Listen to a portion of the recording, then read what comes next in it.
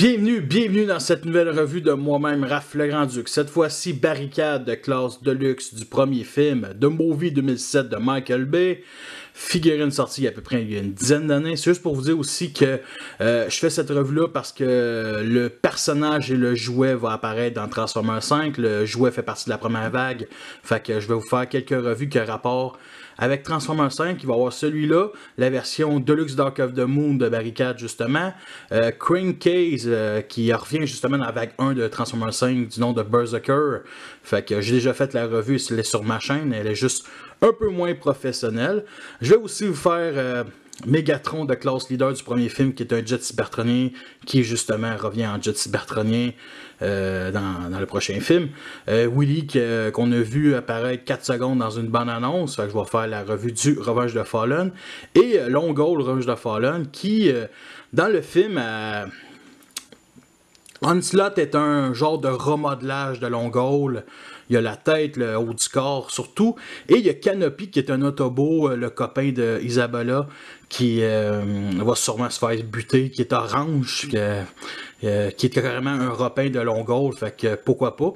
Barricade est une Saline S281 qui n'a aucun rapport avec le bar de danseurs de Montréal. C'est une Mustang de police, c'est une Mustang qui n'existe pas. J'ai jamais vu un si beau char de police que ça. Je sais qu'au Québec, il y a des Dodge Charger que la SQ a, puis surtout une char de police noir. Fait que c'est un hommage indirect à Prowl de G1 parce que le devant du véhicule devient le torse.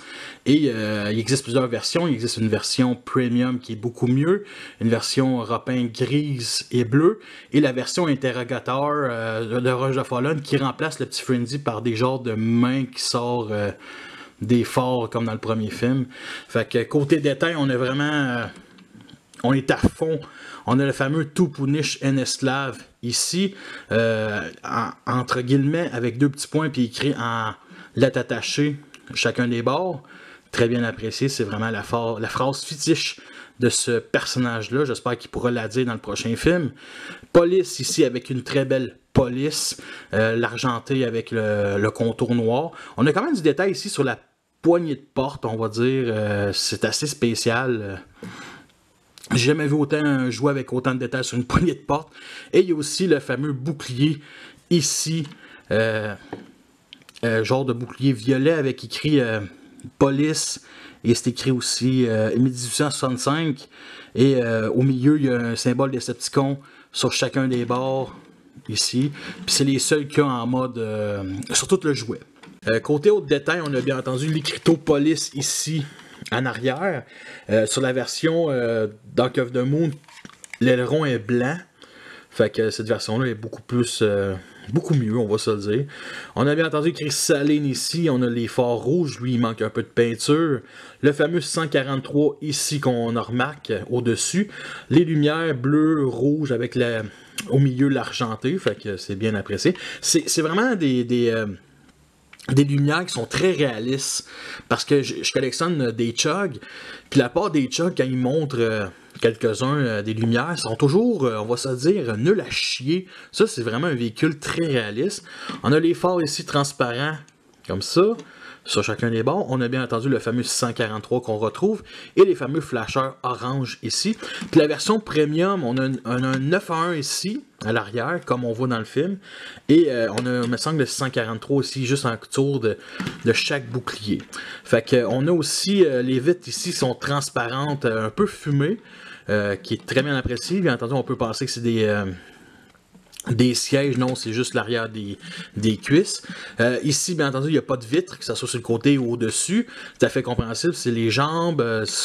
C'est une version de luxe, c'est pas une version de luxe. C'est une joke de pas. Joke de merde. Les roues aussi, il n'y a pas de jambes, mais ça roule quand même assez bien le jouet. Vu d'en dessous, le robot, on va se dire... bon, ça c'est la fourche, ça c'est les jambes, ça c'est les pieds qui sont repliés. Ici sur le côté, c'est les bras.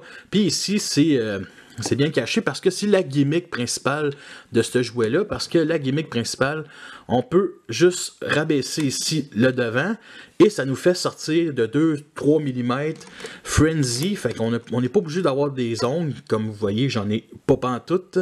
Fait qu'il nous sort le Frenzy ici comme ça. Et on fait juste le déplier. Et on a le petit Frenzy qui est beaucoup trop grand pour... ça aurait été fun qu'il soit de moitié de la taille comme ça pour faire, mettons, réaliste. Mais bon, il est tout gris. Il y a des yeux rouges. Les articulations sont assez basiques, surtout pour la transformation, pour le mettre dans le torse. Et on peut faire un certain... une attaque surprise en mettant le robot de même. Juste remettre comme ça. Et il peut... on va dire, saboter le pare-choc arrière de Bumblebee en course-poursuite. Pour faire plus crédible, on peut faire ça comme ça. Et on voit que ça peut être un genre de... les fameux bras qui sortent des lumières comme dans le film. On peut s'imaginer que ce soit ces pièces-là. Et c'est comme ça. Le voici à côté de Bumblebee 78, la vieille Camaro. Vous voulez voir cette revue-là, ça va attendre au moins encore 1 an. Avec le film de Bumblebee qui va sortir l'an prochain, je vais profiter de ce film pour faire beaucoup de revues de toutes mes Bumblebee Movieverse. Il y en a encore 4 à faire. Nous sommes rendus à la transformation de ce chat gaillard et on va commencer par détacher ici les bras à l'arrière comme ça. On va venir déplacer ça comme ça, tout sortir puis les mettre ici comme ça au devant du côté du char. Ça. Ici, comme ça. Ça va être vraiment ça. Ça va tout nous libérer le jouet, comme ça. On va lever le robot. Fait que, on va venir ici détacher l'arrière du véhicule, comme ça. On va venir mettre sur un certain angle. Vous voyez ici, ces fameux parties-là sur un certain angle. On les met ici dans les 2 parties creuses, comme ça. Et justement, un peu croche. C'est ça qu'il va fournir le torse. C'est tout à fait compréhensible que ça soit de même. C'est fait de même. Pour ce qui est des jambes, on va venir juste descendre les pieds comme ça. On va venir tirer comme ça. Vous voyez, c'est ce ratchet joint. Comme ça. Puis on va venir juste mettre ici, lever un peu les cuisses comme ça. Et on peut aussi, on n'est pas obligé. C'est les genres de pics sur les pieds. Qui, honnêtement, s'il n'y aurait pas ça, ça me dérangerait pas pantoute, ça changerait pas grand chose sur le look du robot. Mais ça fait une arme une arme spéciale quand il donne un coup de pied au cul de Bumblebee, ben ça y fait mal. On va dire ça de même. Fait qu'on va juste descendre les bras comme ça. On va venir pivoter 180 degrés comme ça pour rendre un peu plus extraterrestre, on va dire ça de même. On va venir justement bouger les bras, bon, comme ça. Pour ce qui est des mains, on va juste sortir et on va juste lever ça, ces 2 parties-là. Fait que ces 2 parties-là forment la main. Puis pendant bien des années, j'ai pensé que c'était pas nécessaire que tout ça formait la main avec cette partie-là, mais bon, je pense que c'est mieux. Arrêter cette partie-là aurait dû se replier, mais c'est un jouet, c'est un... On va dire quasiment, c'est un prototype des jouets des films. Dans le premier film, tu avais un peu... on va dire une nouvelle technologie, quelque chose de différent. Ben, je dirais pas différent tant que ça, mais c'était spécial comparé à la trilogie de Micron. Fait qu'on va venir séparer ici le devant du véhicule. On va venir descendre la vitre principale comme ça, tout en montant les 2 vitres latérales. Puis on va, sans oublier, pousser la tête du robot comme ça. Bon, parfait. Et c'est à peu près ça le mode officiel. Puis moi, ce que je fais ici, vous voyez, c'est écarté. Je fais juste ramener ça comme ça. Oui, ça y pogne dans les joues, mais le torse est tellement gros que ça en est quasiment ridicule. Fait que nous avons notre barricade en mode robot et il est prêt à kicker le cul de Bumblebee. Le plus gros point négatif que j'ai de cette figurine-là, c'est que les cuisses sont vraiment minces.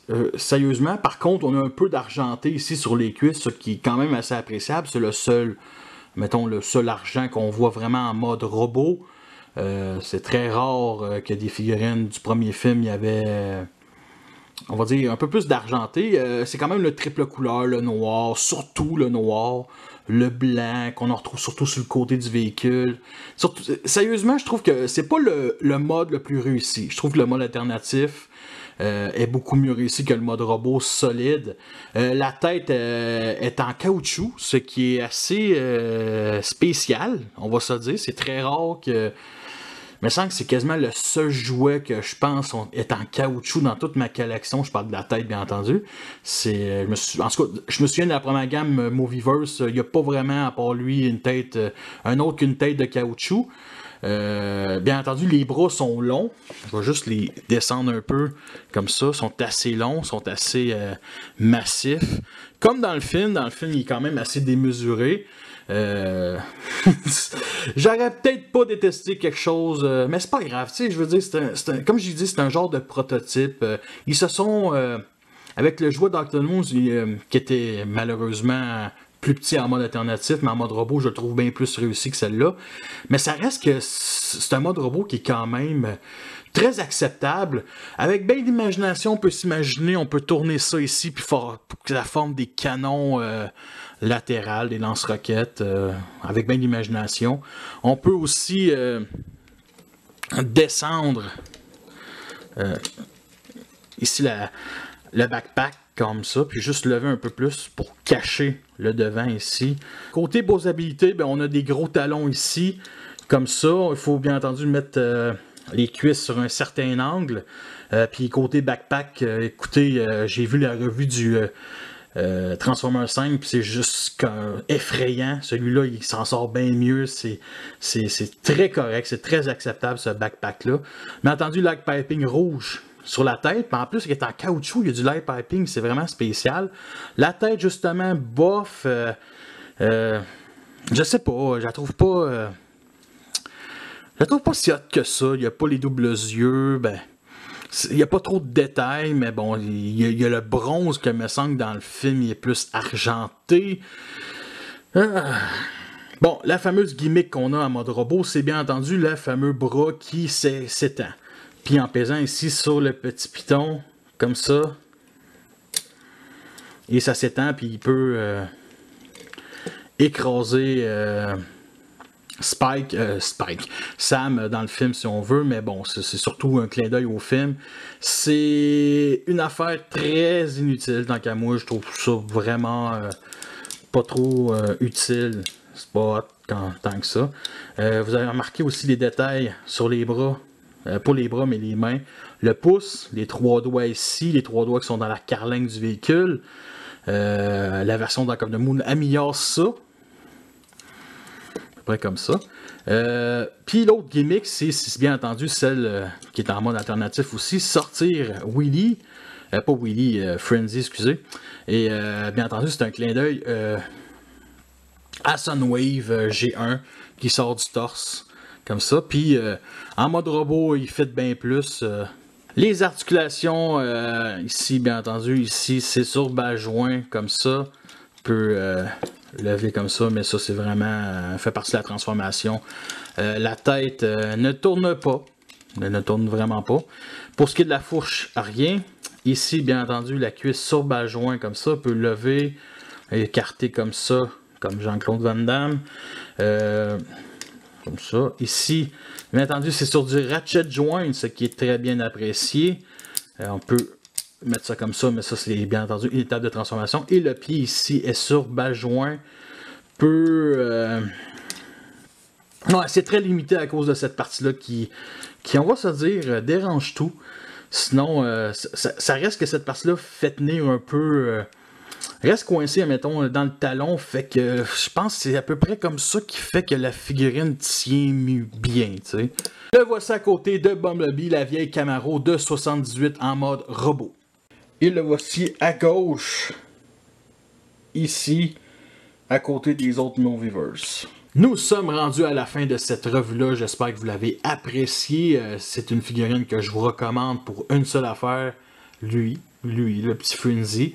Pour de vrai, c'est... parce qu'il existe d'autres jouets de Frenzy, il existe une version enfantin beaucoup plus grosse qui se transforme en lecteur CD, on va dire ça de même. Puis il existe, me semble, une figurine qui se transforme pas. Fait que c'est ça que j'aime avec cette figurine-là. Vous l'achetez, vous avez 2 Decepticons et vous savez que dans le premier film, il y a 8 Decepticons si on compte pas le lanceur de canettes.